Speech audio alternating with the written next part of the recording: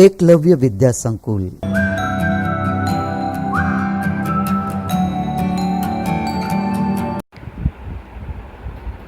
નમસ્તે વિદ્યાર્થી મિત્રો, કેમ છો? આપણા ભારત દેશમાં ઘણા બધા મહાન પુરુષો થઈ ગયા, જેમાં ગાંધીજી, સ્વામી વિવેકાનંદ, રવિશંકર મહારાજ, સરદાર વલ્લભભાઈ પટેલ. તો એ બધાને આપણે ઘણી સારી રીતે જાણીએ છીએ. પરંતુ મિત્રો, તમારા માટે એક પ્રશ્ન છે કે તમને ખ્યાલ છે કે ગુજરાત રાજ્યની સ્થાપના છે એ કોના હાથે કરવામાં આવી હતી? તો આમાંથી તમારામાંથી અમુકને ખ્યાલ હશે અને અમુકને નહીં ખ્યાલ હોય. તો હું તમને એ કહું છું કે ગુજરાત રાજ્યની સ્થાપના 1 મે 1960ના દિવસે થઈ હતી અને એ ત્યારે એક રાજ્ય તરીકે એની નિમણૂક થઈ હતી ગુજરાતની. તો ત્યારે તેની જે સ્થાપનામાં જેના હાથે એની સ્થાપના કરવામાં આવી તે વ્યક્તિનું નામ છે રવિશંકર મહારાજ. તો આજે આપણે ચેપ્ટર નંબર 4માં રવિશંકર મહારાજ વિશે અભ્યાસ કરવાના છીએ. રવિશંકર મહારાજ એ એક વ્યક્તિ ચિત્ર છે. વ્યક્તિ ચિત્ર એનો સાહિત્ય પ્રકાર છે. જેમ આપણે વાર્તા હોય કે હાસ્ય નિબંધ હોય, ચાતુર્ય કથા હોય, બોધ વાર્તા હોય, એમ એક ચરિત્ર કથા પણ એ સાહિત્યનો પ્રકાર છે. જેમાં આ રવિશંકર મહારાજે ચરિત્ર નિબંધ છે, અથવા તો જીવન ચરિત્ર પણ કહી શકાય, અથવા ચરિત્ર કથા પણ કહી શકાય. ચરિત્ર કથા એટલે શું કે કોઈના જીવન વિશે જ્યારે કોઈ લખે તો તે જીવન ચરિત્ર બને છે. જેમ કે અહીં લેખક ધીરુભાઈ પરીખ છે અને તેમણે રવિશંકર મહારાજના જીવન વિશે લખ્યું છે. તો રવિશંકર મહારાજનું આખું જીવન અહીં આલેખવામાં આવ્યું છે. તો આ થયો એક ચરિત્ર નિબંધ અથવા જીવન ચરિત્ર. તો લેખક છે ધીરુભાઈ પરીખ અને તેમના વિશે ટૂંકમાં આપણે માહિતી મેળવીએ. ધીરુભાઈ ઈશ્વરલાલ પરીખનો જન્મ વિરમ ગામમાં થયો હતો. જુદી જુદી શિક્ષણ સંસ્થાઓમાં તેમણે ભાષા સાહિત્યના વિદ્વાન અધ્યાપક તરીકે પોતાની સેવાઓ આપી છે. કવિતા, વિવેચન, અનુવાદ તેમજ સંપાદન એમના રસના ક્ષેત્રો છે. કુમાર તેમજ કવિલોક જેવા પ્રતિષ્ઠિત સામયિકોના તેઓ તંત્રી છે. એટલે સામયિક એટલે જે મેગેઝિન, જે ગુજરાતી સાહિત્યના જે મેગેઝિન આવે છે, કુમાર અને કવિલોક જેવા, તો તેમના એ તંત્રી છે. છપ્પા સંગ્રહ, અંગ પચીસી તેમજ હાયકુ સંગ્રહ આજ્ઞા પણ એમના નોંધપાત્ર પ્રકાશનો છે. એટલે આ લેખક છે એમણે ઘણી બધી રચનાઓ કરી છે અને અત્યારે તે એક અધ્યાપક છે કોલેજમાં અને તંત્રી પણ છે મેગેઝિનના કવિલોક અને કુમાર. તો હવે અહીં જે આ પાઠ વિશે ટૂંકમાં સમજૂતી આપી છે. પ્રસ્તુત કૃતિ દ્વારા લેખકે રવિશંકર મહારાજના જીવન કાર્યને રસળતી શૈલીમાં રજૂ કર્યું છે. રસળતી શૈલીમાં એટલે આપણને એકદમ રસ પડે, એ વાંચવામાં આપણને કંટાળો ન આવે એવું સરસ શૈલીમાં, સરસ રીતે તેમણે જીવન ચરિત્ર આલેખ્યું છે. મહારાજના સાદગી અને સેવાના અનેક પ્રસંગો આપણા જીવન માટે પ્રેરણાદાયી બની રહે છે. અહીં રવિશંકર મહારાજના જીવનમાં જે સાદગી હતી અને તેમણે કેટલાક સેવાના કાર્યો કર્યા છે એ બધા જ પ્રસંગો આપણી જીવન સમક્ષ અહીં લેખક રજૂ કરે છે. હવે આપણે પાઠ તરફ આગળ વધીએ.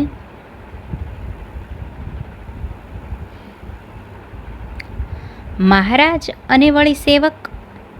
હવે આપણે શીર્ષકમાં જોયું, આપણે પાઠનું જે હેડિંગ છે એમાં જોયું કે રવિશંકર મહારાજ.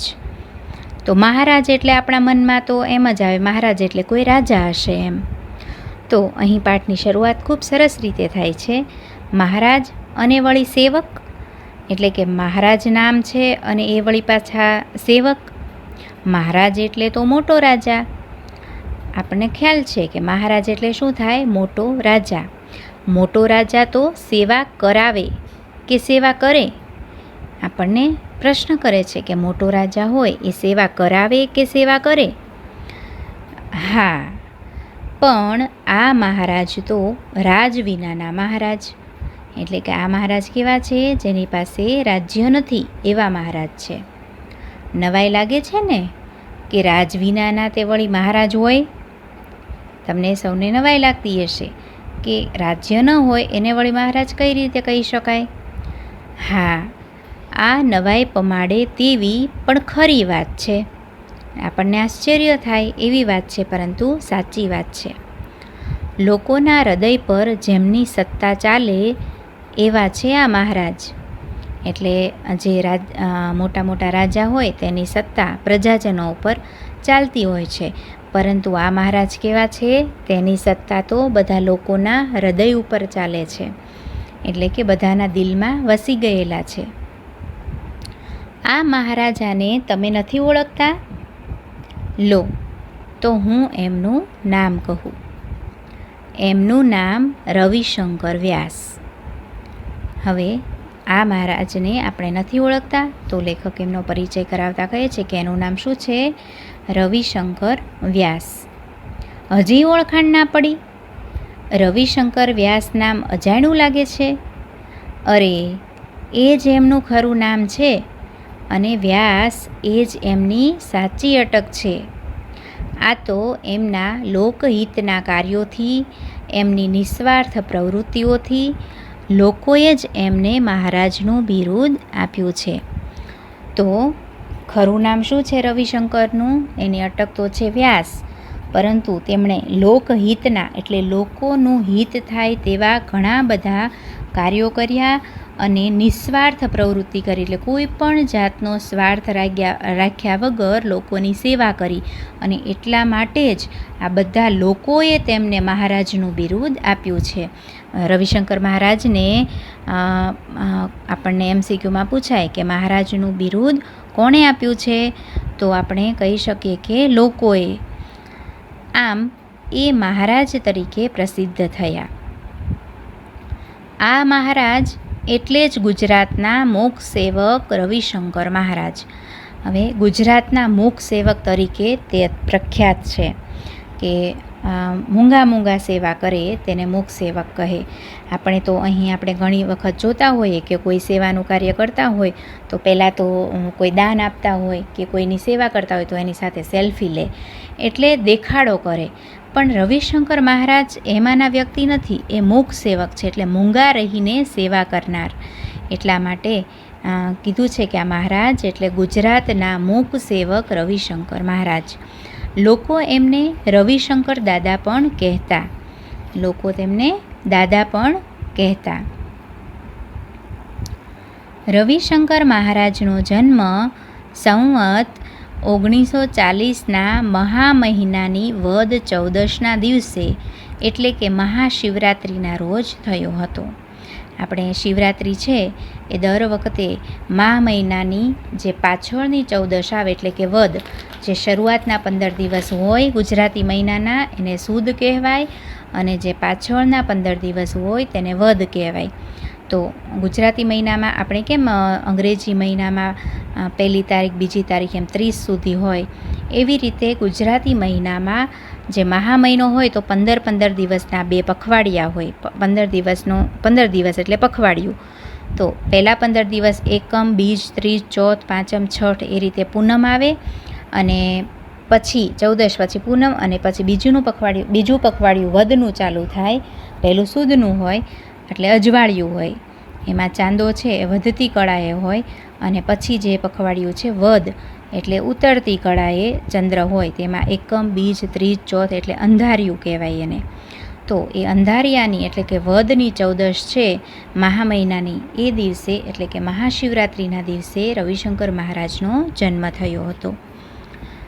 ઈસવીસન 1884ના ફેબ્રુઆરી મહિનાની 25મી તારીખે ખેડા જિલ્લાના રઢુ ગામે જન્મેલા રવિશંકર પિતાશ્રીનું નામ શિવરામભાઈ અને માતુશ્રીનું નામ નાથીબા હતું.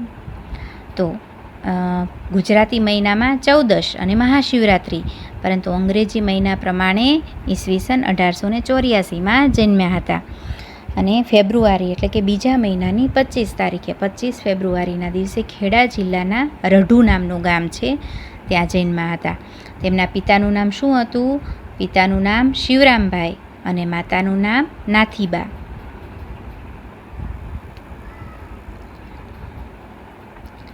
પિતાજી પાસેથી જીવનમાં સારી ટેવો કેળવવાનું અને માતા પાસેથી ખૂબ ચાવીને ખાવાની આરોગ્યની ચાવીનું શિક્ષણ એ બાળપણમાંથી જ પામ્યા હતા. જુઓ મિત્રો, આપણને બધાને માતા પિતાના કોઈને કોઈ સંસ્કાર આપણામાં આવતા હોય છે. તો એ જ રીતે રવિશંકર મહારાજ પણ તેમના પિતા પાસેથી અને માતા પાસેથી ઘણું બધું નાનપણથી જ એ મેળવી ચૂક્યા છે. જેમ કે એના પિતા પાસેથી જીવનમાં સારી ટેવો કેળવવાનું, એટલે જીવનમાં સારી ટેવો હોય અપનાવવાની, એવું શીખ્યા. અને એની માતા પાસેથી શું શીખ્યા કે ખૂબ ચાવીને ખાઈએ તો આપણું આરોગ્ય છે એ ખૂબ સારું રહે એમ. એટલે માતા પાસેથી ચાવીને ખાવાની આરોગ્યની ચાવીનું શિક્ષણ એ બાળપણમાંથી જ પામ્યા હતા. બાળપણથી જ એમનો સ્વભાવ સાહસિક અને નીડર હતો. એટલે એ જ્યારે નાના હતા ત્યારથી જ એમનો સ્વભાવ સાહસિક અને નીડર, એટલે ખૂબ સાહસ કરતા. કોઈ પણ કાર્ય હોય તો તેમાં તે પોતાનું સાહસભર્યો સ્વભાવ છે એનો અમલ કરતા. એટલે એને ડર ના લાગતો, નીડર હતા અને કોઈ પણ કાર્યમાં એ સામે ચાલીને એ કરવાનું પસંદ કરતા. દીન દુઃખી પ્રત્યેની લાગણીવાળું હૈયું પણ તેમને બાળપણમાંથી જ મળ્યું હતું. દીન દુઃખી એટલે ગરીબ અને જે દુઃખી લોકો છે એમની પ્રત્યે એકદમ લાગણી, એટલે ગરીબ લોકો પ્રત્યેને ખૂબ લાગણી હતી અને એવું જેને એને હૃદય એ બાળપણથી જ મળ્યું હતું. બાળપણથી જ એ ઘરના નાના મોટા કામોમાં મદદ કરતા. એટલે કે નાના હતા ત્યારથી જ એ એના ઘરના બધા જ નાના મોટા કામોમાં એના મમ્મી પપ્પાને મદદ કરતા હતા. ખેતીનું પ્રત્યેક કામ એ શીખી ગયા ને હોંશથી એ કામમાં જોતરાઈ પણ જતા. હોંશથી એટલે એકદમ હરખથી, ખુશીથી કામમાં જોતરાઈ જતા. એટલે કામચોરી વિના કામ કરતા. એટલે કોઈ કામની આળસ ન થતી અને એ કામચોરી પણ ન કરતા. એટલે કે કામ હોય ત્યારે ભાગી જવું એવું ના કરતા, પરંતુ એકદમ ખુશીથી એ દરેક કામમાં લાગી પડતા. કોઈ પણ કામમાં એમને શરમ, સંકોચ અને નાનપ નહીં. એટલે કોઈ પણ કાર્ય હોય તો તેમને ક્યારેય શરમ નથી આવી કે ક્યારેય સંકોચ પણ નથી થયો કે આવું કામ છે તો હું કરું કે ના કરું, આ તો છોકરીઓનું કામ છે તો મારાથી કરાય કે ન કરાય, એવો ક્યારેય એને સંકોચ નથી થયો, ક્યારેય શરમ પણ નથી આવી અને ક્યારેય એણે નાનપ પણ નથી અનુભવી. એટલે કે આપણે ઘણા એવા હોય કે અમુક કામ હોય એ અમુક લોકો જ કરતા હોય, તો એ આપણે એનું નાના માણસોનું કામ હોય એ આપણે ન કરીએ, મોટા માણસો, એવું આપણને થાય. એટલે આપણે એ કામ કરીએ તો કોકને એમ થાય કે આ માણસ તો જો આવું કેવું કામ કરે છે. તો આમાં આ રવિશંકર મહારાજ છે એને ક્યારેય કોઈ નાના કામ કરવામાં પણ એને ક્યારેય નાનપ નથી લાગી એમ. નાનું કે મોટું કોઈ પણ કામ તેમને મન મહિમાવંતું. એટલે કે કોઈ પણ કાર્ય હોય તો તેના મન, તેનું મૂલ્ય ઘણું બધું હતું, મહિમાવંતું હતું. એટલે એનો મહિમા, એને ગૌરવભર્યું એનું કામ એને લાગતું. મોટા થયા પછી પણ એમણે કામ કરવાની વૃત્તિ છોડી નહીં. એટલે એ મોટા થઈ ગયા તો પણ તેમણે જે કામ કરવાની જે વૃત્તિ હતી, એનો સ્વભાવ હતો, એ છોડ્યો નહીં. હા, એમના કામની દિશા બદલાઈ. એટલે એ મોટા થયા પછી પણ કામ તો કરતા જ રહે છે, પણ એની કામની દિશા બદલાય. એટલે કે જે એ કામ કરતા હતા એની બદલે તે મોટા મોટા કાર્યો કરવા લાગ્યા, એની દિશા બદલાઈ ગઈ. મહાત્મા ગાંધીના પરિચયમાં આવ્યા પછી એમણે અનેક કામો ઉપાડી લીધા. એટલે કે મહાત્મા ગાંધીના પરિચયમાં આવ્યા અને એ પછી એણે ઘણા મોટા મોટા કામો છે એ ઉપાડી લીધા હતા.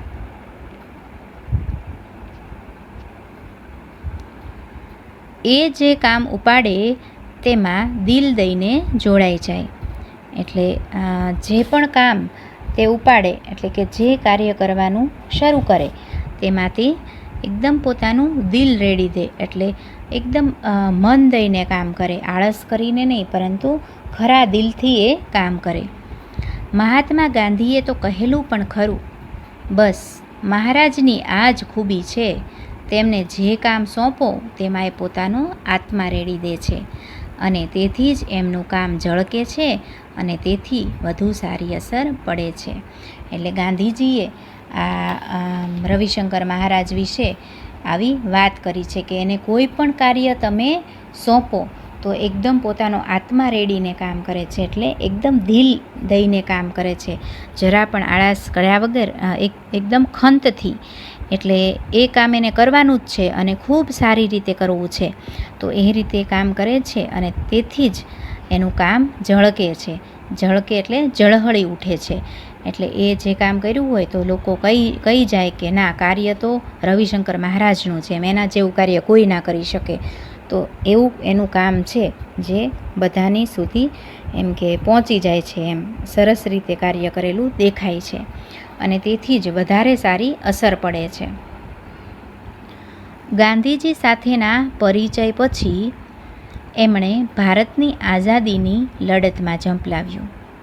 ગાંધીજી સાથે એનો પરિચય થયો પછી ત્યારે ભારતની આઝાદી માટેની લડત ચાલતી હતી, તો એમાં તે જતા રહ્યા, ઝંપલાવ્યો એટલે તેમાં જોડાઈ ગયા. યજમાન વૃત્તિનો ધંધો છોડ્યો, વિલાયતી કપડાં છોડ્યા, ગામ ઘર બધું છોડ્યું. યજમાન વૃત્તિ એટલે આપણે જે બ્રાહ્મણ જે ક્રિયાકાંડ કરે એ તેઓ કરતા, તો એમ કે છે યજમાન વૃત્તિનો જે ધંધો હતો તે છોડી દીધો અને વિલાયતી કપડાં છોડ્યા, જે વિદેશી કપડાઓ તેઓ પહેરતા તો એ પણ છોડી દીધા. ગામ ઘર બધું છોડી એ રાષ્ટ્રના કામમાં લાગી ગયા. હવે તો બસ માત્ર એને એક જ કાર્ય હતું કે રાષ્ટ્રની સેવા કરવી, એટલે રાષ્ટ્રને આઝાદીની લડતમાં જીત અપાવવા માટે એમાં જોડાઈ ગયા. ચરખો ચલાવી ખાદીના વસ્ત્રો પહેરવા, સાદું ખાવું પીવું અને સાદાઈથી રહેવું, એ હવે એમનો જીવન મંત્ર બની ગયો. એટલે જ્યારે ગાંધીજી સાથે જોડાણા અને આઝાદીની લડતમાં એ જોડાયા, એટલે એનો જીવન મંત્ર શું બની ગયો કે સાદા ખાદીના વસ્ત્રો પહેરવા, સાદું ખાવું પીવું અને સાદાઈથી રહેવું. એટલે સાદાઈ છે એમના જીવનનો ખૂબ મોટો મંત્ર બની ગયો. તેમના જીવનના મુખ્ય 3 મંત્રો છે કે શ્રમ એટલે કે મહેનત કરવી, સાદાઈ અને સંયમ, કોઈ પણ વસ્તુ પર સંયમ રાખવો. તો આ તેમના જીવનના મુખ્ય 3 ગુણો છે. ધીમે ધીમે રાજકીય પ્રવૃત્તિને સ્થાને લોક પ્રવૃત્તિએ એમના જીવનમાં પ્રવેશ કર્યો. એટલે પહેલાં તેઓ રાજકીય પ્રવૃત્તિ સાથે જોડાયેલા હતા, એના સ્થાને હવે લોક પ્રવૃત્તિ, લોકોની જે પ્રવૃત્તિ હોય તેમાં તેણે પ્રવેશ કર્યો. પછી તો એ જ પ્રવૃત્તિ મુખ્ય બની ગઈ. પછી લોકો માટે જ જાણે એ જીવતા હોય એવું લાગવા માંડ્યું કે લોક પ્રવૃત્તિ એની મુખ્ય બની ગઈ. લોકસેવાના ક્ષેત્રે એમણે પ્રથમ પગરણ માંડેલા. એટલે કે જે લોકસેવા કોને કહેવાય એને પહેલાં ખ્યાલ જ હતો, એમ કે એ લોકસેવા કરતા પણ નાની બધાની સેવા કરતા, પણ હવે લોકોની ખરા અર્થમાં સેવા કરવા માટે તેમણે એ ક્ષેત્રમાં પ્રથમ પગરણ માંડેલા, એટલે શરૂઆત કરી. પગરણ માંડવા એટલે શરૂઆત કરવી.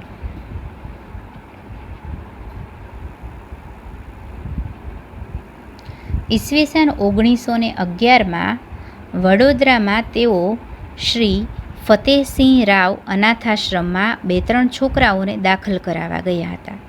આ તેમનું લોકસેવાનું પ્રથમ કાર્ય કે 1911ની સાલ હતી અને વડોદરામાં એક અનાથાશ્રમ હતું ફતેહસિંહ રાવ, અને 2-3 છોકરાઓને ત્યાં દાખલ કરાવવા માટે ગયા. અનાથાશ્રમના વડાએ રવિશંકરને ફાળો ઉઘરાવવા કહ્યું. ત્યારે તો એ કામ એમને માટે સાવ નવું હતું. એટલે શરૂઆતમાં એણે ત્યાં જે છોકરાઓને દાખલ કરવા ગયા તો ત્યાંના જે વડા હોય અનાથાશ્રમમાં એણે કહ્યું કે તમે પહેલાં ફાળો ઉઘરાવીને લાવો એમ.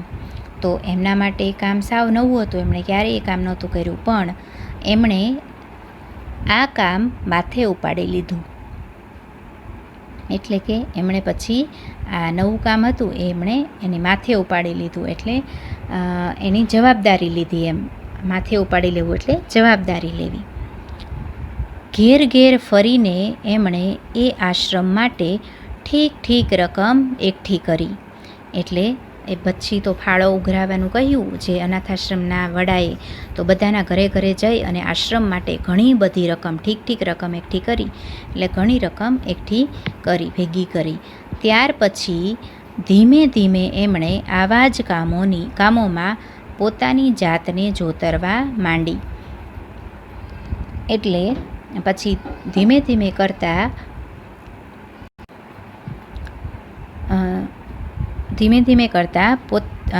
તેમણે આવા જ બધા લોકસેવાના કાર્યોમાં પોતાની જાતને જોતરવા માંડી. એટલે એની જાતને એવા કામોમાં પોતાની જાતને લગાડી દીધી.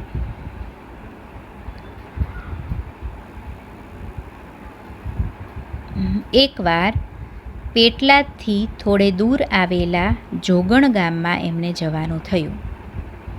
એટલે એક પ્રસંગ છે તેમના જીવનનો કે એકવાર પેટલાદ ગામનું નામ છે, ત્યાંથી થોડે દૂર આવેલા જોગણ ગામમાં એમને જવાનું થયું.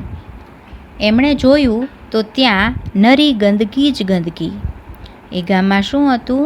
ખૂબ જ ગંદકી એમ. નરી એટલે દેખીતી રીતે આપણે જોઈ શકીએ આપણી આંખથી, એટલી બધી ગંદકી એમ. તો એમણે જોયું તો ત્યાં નરી ગંદકી જ ગંદકી. અને ગામમાં ઠેર ઠેર ગરબાઈ ડોકિયા કરે. ગરબાઈ એટલે ગરીબાઈ. ત્યાં એ ગામમાં જોયું એણે તો ઠેર ઠેર એટલે બધી જ જગ્યાએ ગરીબાઈ ડોકિયા કરે. એટલે ગામમાં છે એ ખૂબ જ ગરીબાઈ ભર્યું ગામ હતું. આ ગરીબાઈ અને ગંદકીથી એમનું દિલ દ્રવી ઉઠ્યું. દિલ દ્રવી ઉઠવું એટલે ખૂબ દુઃખ થવું. એટલે આ ગામની જોગણ ગામની ગરીબાઈ અને તેમાં રહેલી ગંદકીથી તેમને ખૂબ જ દુઃખ થયું. ત્યાં રહી આ દૂષણો દૂર કરવાનો એમણે મનસૂબો કર્યો. મનસૂબો કરવો એટલે એણે મનમાં જ એવો નિર્ણય લઈ લીધો કે આ અહીં રહી અને આ બધા દૂષણો છે એ હવે દૂર કરવા છે મારે એમ. તો ત્યાં રહી આ દૂષણો એટલે કે જે આ બધું દૂષણ એટલે ખરાબ પ્રવૃત્તિ બધી કે ગંદકી કરે લોકોને એ બધા, પછી ગરીબાઈમાં કેવી રીતે ગરીબાઈમાં જીવે છે ને ખાવાનું કઈ રીતે પહોંચાડવું. તો આ બધી જે એ ગામની જે કાર્યો હતા એને દૂર કરવાનો એટલે કે જે ખરાબ પ્રવૃત્તિ હતી બધી દૂર કરવાનો એણે નિર્ણય કર્યો, મનમાં નિશ્ચય કર્યો એટલે કે મનસૂબો કર્યો. આજુબાજુના ગામડામાં પણ એ જ પરિસ્થિતિ હતી. એટલે જે જોગણ ગામમાં તો આવી પરિસ્થિતિ હતી જ, પરંતુ આજુબાજુના ગામડે પણ એવી જ પરિસ્થિતિ હતી. મહારાજ તો ગામડે ગામડે ફરવા લાગ્યા. એટલે મહારાજ છે એ બધા જ ગામડામાં ફરવા લાગ્યા. અને હવે પછી એ ગામમાં કઈ રીતે દૂષણો બધા દૂર કરે છે અને ત્યાં રહી એ કઈ રીતે સાદાઈભર્યું જીવન જીવે છે એ બધું હવે આપણે પછીના લેક્ચરમાં જોઈશું. Thank you.